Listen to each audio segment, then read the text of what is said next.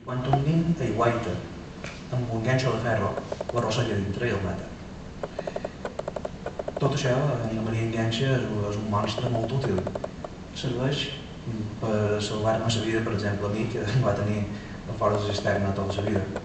Però també recorda coses tals com que la gent d'edat, a Mallorca normalment, moltes de vegades, quan vol dir que van tots a tirar dins la cisterna. Aquest poema suposa ser un pot de tot això.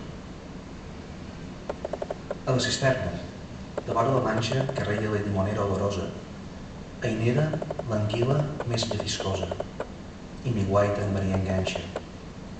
Na Maria porta un ganxo de ferro, tot rovellat, a la punxa porqueda, i em vigila tot el temps, afamada, quan trec el poal per omplir el gerro.